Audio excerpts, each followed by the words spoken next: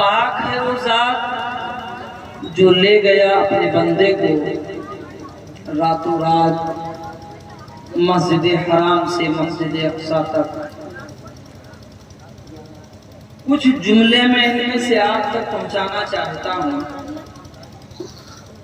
آپ چند منٹ، کیونکہ ہم آپ سے نہیں کہیں گے سبحان اللہ کہو، کرسی ادھر لے آؤ، ہاتھوں کو اٹھاؤ، کیونکہ آج معراج کی رات سے اگر ہم تقریر کریں گے تو کم سے کم آپ کو نہیں تو ہم کو تو ثواب ملے گا، فرشتے سنیں گے، اور جو محبوب اور اللہ تبارک و تعالیٰ کی ملاقات کی رات ہو اس کی کیا بات ہوگی حضرات۔ تو مسجد حرام سے مسجد اقصی تک اللہ تبارک و تعالیٰ نے جبریل امین کو حکم فرمایا، جبریل جاؤ اور میرے محبوب کو لے آؤ، جنت سجایا جا رہا ہے، فرشتے سب باندھ کر کھڑے ہوئے ہیں استقبال کے لیے۔ جب جنت سجائی جا رہی تھی فرشتوں نے پوچھا مولا جنت سجائی جا رہی ہے؟ رب قدیر کا اعلان ہوا، اے فرشتوں تم نے جانا نہیں میرا محبوب آنے والا ہے، اس کا استقبال یہ فرشتے کریں گے۔ تو یہ ایسی پاک اور بابرکت رات ہے جس رات میں نماز جیسا تحفہ ہمیں اور آپ کو ملا، جس کو ہمیں اور آپ کو اپنی پیشانیوں سے سجانا چاہیے۔ ایک بار ہاتھوں کو اٹھا کر بولنے یا رسول اللہ، یا حبیب اللہ، کی محمد سے وفا تونے تو ہم تیرے ہیں، یہ جہاں چیز ہے کیا لوح و قلم تیرے ہیں، محمد کی محبت دین حق کی شرط اول ہے، اسی میں ہے اگر خامی تو سب کچھ نامکمل ہے۔ وَأَحْسَنُ مِنْكَ لَمْ تَرَكَّتُ عَيْنِي وَأَجْمَلُ مِنْكَ لَمْ تُلِدِ النِّسَاءُ خُلِقْتَ مُبَرَّأً مِنْ كُلِّ عَيْبٍ كَأَنَّكَ قَدْ خُلِقْتَ كَمَا تَشَاءُ۔ ہزار بار بشعب ہند اس کو گلا، خنوز نام تو گفتن کمال بے ادبیس۔ اللہ تبارک و تعالیٰ کے محبوب کا ذکر وہ ذکر ہے، آپ کا مقام وہ مقام ہے، آپ کی عظمت و بلندی وہ بلندی ہے کہ پوری کائنات عالم کے درختوں کو قلم بنا لیا جائے، جتنے سمندر دنیا میں ہیں سیاہی بنا لیا جائے تب بھی ممکن نہیں توصیف رسول اکرم چاہے مصروف عمل ساری خدائی ہو جائے۔ حضرات ایسے محبوب علیہ الصلاۃ والتسلیم کی محفل پاک ہے، اور ہم اور آپ تشریف فرما ہیں۔ یہ زندگی ہے، موت ہر کسی کو آنی ہے۔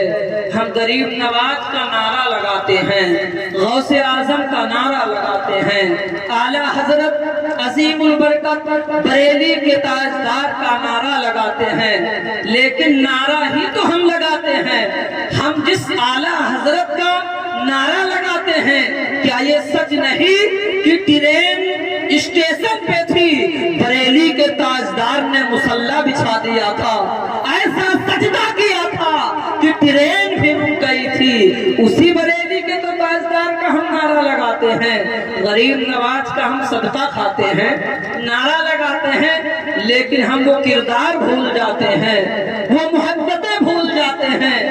ارے ہم لنگر کھا کر سو جاتے ہیں، گوشت کھا کر سو جاتے ہیں، اچھی نعمتوں کھا کر سو جاتے ہیں، لیکن سرکار غریب نواز کی عبادتوں کا عالم یہ تھا کہ آپ اس قدر عبادت کرتے، اس قدر سجدے کرتے، اس قدر اللہ کی عبادت کرتے، بندگی کرتے کہ جنگلوں میں نکل جاتے، سجدے پہ سجدے کیا کرتے، عبادت پہ عبادت کیا کرتے، کھانا بھول جاتے، پینا بھول جاتے، صرف زندگی کو باقی رکھنے کے لیے کہ یہ زندگی معین الدین کی باقی رہے اور کیا معین الدین اس کی عبادت کرتا رہے، اس کے لیے گھاس کھا کھا کر کے عبادت کرتے تھے، درختوں کو پتوں کو کھا کھا کر کے اللہ کی عبادت کرتے تھے۔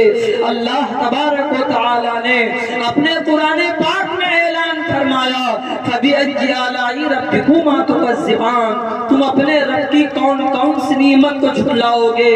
تو عبادت تو دور کی بات ہے، قرآن کی تعظیم ہم سے چلی گئی، قبرستان کی تعظیم ہم سے چلی گئی، علماء کا قدر ہم سے چلا گیا، نماز کی اہمیتیں ہم سے چلی گئی۔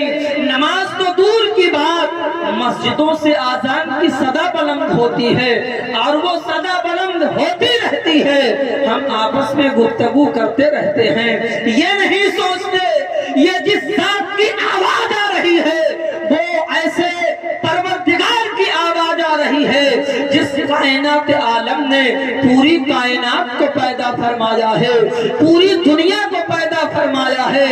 آج یہ کہنا آسان ہے کہ یہ محبوب کی رات ہے، شب معراج کی رات ہے، لیکن ہم یہ نہیں جانتے کہ جب اللہ تبارک و تعالی کی بارگاہ عالیہ میں نعرے تکبیر، نعرے رسالت، نعرے رسالت، جشن میلاد مصطفیٰ، جشن میلاد مصطفیٰ، نعرے تکبیر، نعرے رسالت۔ برادران حضرات، تو ہم اور آپ جو کرسیاں خالی ہیں وہ آپ کرسیوں کو پر کر لیں۔ ہاں ٹھیک ہے، اب کیونکہ حضرت تشریف لائے، کرسی بھی تھوڑا ہاں یہ ہاں ماشاءاللہ، بس بیٹھ جائیے۔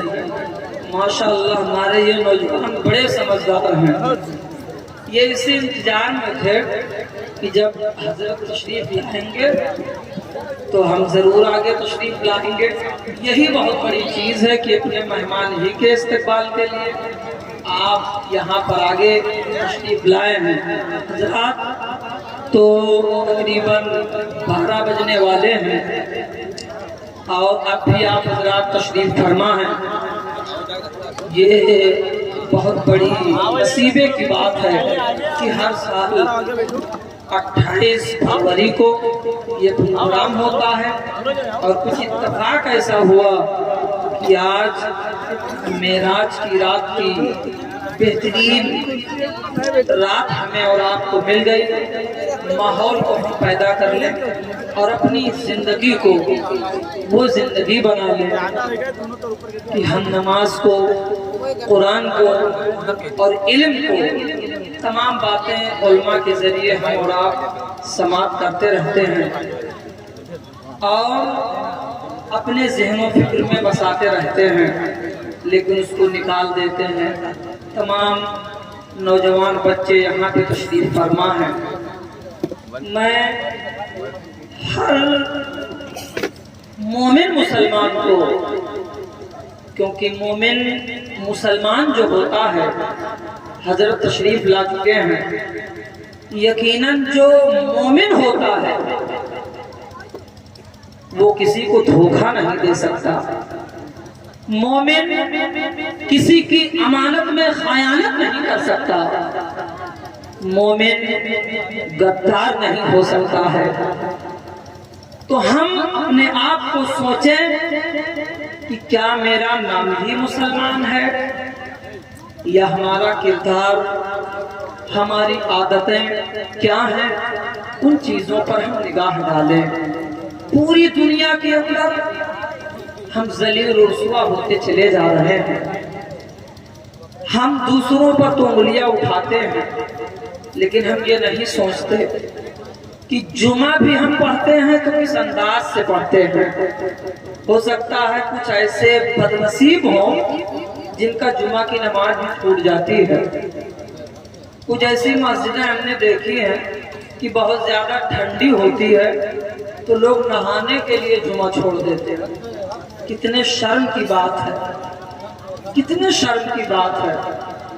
سوچنا چاہیے، ہم جب فاتحہ ہوگا تو ہم سنی مسلمان بن جاتے ہیں، فاتحہ ہوگا گوشت سامنے آئے گا ہم اسے کھا لیں۔ بس اسی کا نام نہیں ہے کہ کھا لیں، شیرنی تقسیم ہو جائے، 11ویں شریف آ جائے۔ یہی کرتے کرتے ہم اور آپ کہاں پہنچ گئے؟ کرنا چاہیے، بہت بڑی سعادت کی بات ہے، لیکن کیا ہمیں نماز نہیں پڑھنا چاہیے؟ کیا ہمیں قرآن کی تلاوت نہیں کرنی چاہیے؟ افسوس کی بات ہے جو نوجوان، جو بچیاں قرآن کی تلاوت کرنا جانتی ہیں وہ بھی نہیں کرتی۔ ہم نے اپنے کانوں سے سنا ہے اور خود لوگوں نے ہمیں کہا ہے، کچھ ایسی بارات ہم گئے کہ جس میں فریج لوگ گاڑی پر رکھ دیتے ہیں، کولر گاڑی پر رکھ دیتے ہیں، جتنے دہیج ہوتے ہیں سب گاڑی میں رکھتے ہیں، اور جب قرآن شریف رکھنے کی بات آتی ہے تو کہتے ہیں وہ امام صاحب کہاں ہے، کیونکہ اکثر سب ناپاک ہی رہتے ہیں، تو کہتے ہیں امام صاحب کہاں ہے، قرآن شریف لے کر کے جو ہے آگے بیٹھنا ہے۔ اور بعض ایسی جگہوں پر بھی ہم نے دیکھا ہے کہ ہر دہیج لوگ رکھ لیتے ہیں، قرآن شریف وہیں بھلاتے ہیں۔ ہماری قوم اور ہم کس حد تک گرتے جا رہے ہیں یہ سمجھنا ہوگا۔ قرآن کون سی کتاب قرآن ہے؟ گھر میں پڑھا جائے تو اللہ برکتیں عطا فرما دے، دکان میں تلاوت کی جائے تو اللہ تبارک و تعالی روزی میں برکتیں عطا فرما دے۔ یہ دنیا ہے، دنیا میں تو ہم قرآن نہیں چھوتے، لیکن جیسے ہی سانس چلنے لگتی ہے اور روح نہیں نکلتی ہے، امام صاحب کو بلا لو، کیونکہ سورہ یاسین پڑھ دے روح جلدی نکل جائے، یعنی ذہن یہ ہوتا ہے کہ آسانی ہو جائے۔ لیکن ہم ایک عام جملے میں آپ سے کہنا چاہتے ہیں کہ یہیں سے امام کو بلانا شروع ہو جاتا ہے، اس کے بعد جنازہ کون پڑھائے گا؟ امام پڑھائے گا۔ قبر پہ فاتحہ کون؟ امام، حفاظ اکرام، قاری قرآن۔ ہم نے دیکھا ہے کہ لوگ مٹی دیتے ہیں تو کچھ لوگ کہتے ہیں امام صاحب آپ مٹی کی دعا پڑھتے رہو، اور لوگ مٹی دیتے رہے۔ مکاریاں کرنا مسلمان کو نہیں سکھانی پڑتی ہے، غیبت خوریاں کرنا اپنی قوم کو نہیں سکھانا پڑتا ہے۔ تمام چیزوں کو ایک دوسرے کو نیچے دکھانا یہ اپنی قوم کو سکھانا نہیں پڑتا ہے۔ اپنی قوم کو جنازے کی نیت نہیں یاد ہے، مٹی کی دعا نہیں یاد ہے، جنازہ قبر میں اتارا جائے اس کی دعا نہیں یاد ہے۔ اب امام، قاری قرآن، حافظ قرآن، یہ علماء جو رونق اسٹیج ہیں اس قبر پہ ہاتھوں کو اٹھاتے ہیں، تم نے بہت گناہ کیا ہے، نہ جانے کتنا تم نے جھوٹ بولا، نہ جانے کتنے تم نے غیبتیں کی، نہ جانے کتنے تم نے نمازوں کو ترک کیا، نہ جانے کتنے غریبوں پر تم نے ظلم کیا، نہ جانے کتنے لوگوں کا تم نے دل کو توڑا۔ لیکن امام کھڑا ہو کر کے اللہ کی بارگاہ میں دعا کرتا ہے، مولا قبر والے کو جنت عطا کر دے، قبر والے کے عذاب کو دور کر دے، قبر کے مردے کو سوال و جواب میں آسانی عطا فرما دے۔ یہ تمہارا بیٹا دعا نہیں کرتا ہے بلکہ امام و مدرس دعا کرتا ہے۔ یہ وہ مدرس و امام ہے جن کی تنخواہ دینے کے لیے جب کوئی اراکین کمیٹی تمہارے دروازے پر جاتی ہے تو تم بے شرمی کے ساتھ اسے واپس کر دیا کرتے ہو۔ یہ ہمیں سوچنا ہوگا۔ تنخواہ کتنی لگتی ہے؟ 100 روپیہ گھر والا یا 150 روپیہ تنخواہ لگتی ہے؟ یہ 150 روپیہ ایک مہینے کے بعد تم اپنے گھر سے جو تنخواہ امام کو دیتے ہو، تمہارا بیٹا پان اور مسالہ کھا کر ایک دن میں نالیوں میں تھوک دیتا ہے، جو تھوک دیتا ہے وہی امام کو تم اپنے گھر سے بھی دینے کے لیے راضی نہیں ہوتے ہو۔ تو پریشانیاں، دشواریاں، ظالم حکومتیں تم پر نہیں مسلط ہوگی تو کس پہ مسلط ہوگی؟ یہ ہمیں سوچنا ہوگا۔ ہمارے مدرسے، ہماری مسجدیں ویران ہوتی چلی جا رہی ہیں۔ 150 روپیہ کے لیے امام پہ امام بدلا جا رہا ہے، تنخواہ نہیں اکٹھا ہو رہا ہے۔ اگر کوئی تیار بھی ہو جاتا ہے کہ تنخواہ وصول لیا جائے تو جب وہ دروازے پہ پہنچتا ہے تو اس کو اتنی حقارت کی نظر سے وہ لوگ دیکھتے ہیں جیسے کوئی ان سے قرضہ مانگنے کے لیے آیا ہے۔ میں ان نوجوانوں سے کہنا چاہتا ہوں، اراکین کمیٹی، مدرسے اور مسجد کے ذمہ داران سے کہنا چاہتا ہوں، کوئی جتنی بھی حقارت کی نظر سے تم کو دیکھے، تم یہ نہ سوچنا تم اس مسجد کے ذمہ دار ہو جو اللہ کا گھر ہے، اس مدرسے کے ذمہ دار ہو جو رسول اللہ کا گھر ہے۔ تم اپنے مشن پہ قائم رکھنا۔ یہ دنیا کے سپاہی ہیں لیکن تم مدرسے کو چلاتے ہو، تم دین کے سپاہی ہو، حقانیت کے سپاہی ہو۔